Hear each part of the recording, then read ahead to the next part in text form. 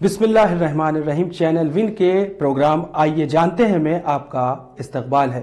آج کے اس ایپیسوڈ کا ٹاپک ہے جو بہت ہی دلچسپ ہے، قرآن اور فرعون کی ممی۔ آج ہم ایک ایسے ٹاپک پر بات کرنے جا رہے ہیں جو علم اور ایمان کا ایک عجیب سفر ہے۔ یہ سفر ہے فرعون کی ممی اور اس کا قرآن مجید میں ذکر۔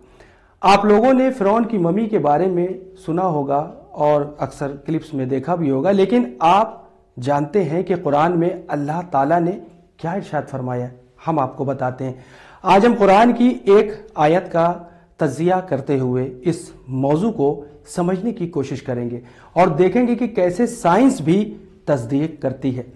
قرآن مجید کے سورہ یونس کی آیت نمبر 92 یعنی 92 میں اللہ سبحانہ و تعالیٰ نے فرعون کے بارے میں کچھ اس طرح ارشاد فرمایا ہے: آج ہم تمہاری لاش کو بچائیں گے تاکہ تم اپنے بعد والے لوگوں کے لیے نشانی بن جاؤ، اور بے شک لوگ ہماری نشانیوں سے بے پرواہ ہیں۔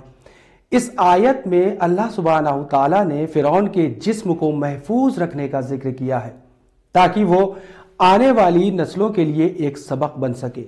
یہ وہ وقت تھا جب فرعون اور اس کی قوم حضرت موسیٰ علیہ السلام اور بنی اسرائیل کا تعاقب کر رہے تھے۔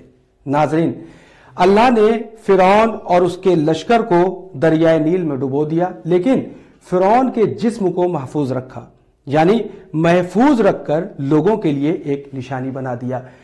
اب اگر ہم وگیان یعنی سائنس کی طرف دیکھیں تو یہ بات 1898 میں سامنے آئی جب ایک فرانسیسی آرکیولوجسٹ وکٹر لوریٹ نے فرعون کی ممی کو دریافت کیا۔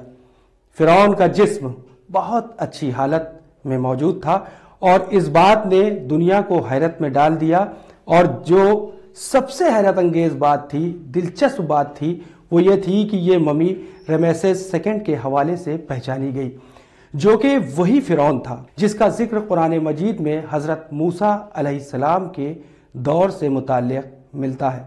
ناظرین اکرام، اس کا مطلب یہ ہے کہ قرآن مجید میں اللہ سبحانہ و تعالیٰ نے جو فرمایا تھا، سائنس نے 1300 سال بعد اس کی تصدیق کی۔ قرآن اللہ کا کلام ہے جو ہر دور اور ہر وقت کے لیے ہدایت ہے، سرچشمہ ہے۔ ممی بنانے کا طریقہ مصری لوگوں کے لیے ایک عام رسم تھی۔ وہ اپنے بادشاہ اور امیر لوگوں کے جسم کو محفوظ رکھنے کے لیے ممیفیکیشن کا پروسیس استعمال کرتے تھے۔ یہ پروسیس جسم کے آرگنز نکال کر خاص قسم کے مسالوں کا استعمال کر کے کیا جاتا تھا تاکہ جسم سڑنے یا گلنے سے محفوظ رہے۔ لیکن جو سب سے عجیب بات ہے وہ یہ ہے کہ فرعون کا جسم پانی میں ڈوبنے کے باوجود سلامت رہا۔ ہے نا کمال کی بات؟ اور اللہ نے اس کی بچائی ہوئی لاش کو آج تک محفوظ رکھا ہوا ہے۔ فرانسیسی ڈاکٹر مورس بوکائل کو مصر میں فرعون کی ممی کے انالیسس کے لیے بلایا گیا۔ جب انہوں نے ممی کا انالیسس کیا تو یہ بات سامنے آئی کہ فرعون پانی میں ڈوبنے کی وجہ سے ہلاک ہوا تھا۔ وہ حیران رہ گئے، اس قدر پرانی لاش کا اتنا محفوظ رہنا اور قرآن میں اس کا واضح ذکر کیسے ممکن ہے۔ ڈاکٹر بوکائل نے قرآن مجید کا مطالعہ کیا اور اس کے بعد انہوں نے اپنی مشہور کتاب بائبل، قرآن اور سائنس لکھی، جس میں انہوں نے قرآن اور سائنس کے تعلق کو واضح کیا۔ قرآن میں اور بھی بہت سی آیات ہیں جو سائنس سے تعلق کو واضح کرتی ہیں۔ امید کرتے ہیں کہ آپ کو ہمارا یہ ایپیسوڈ بھی ضرور پسند آیا ہوگا۔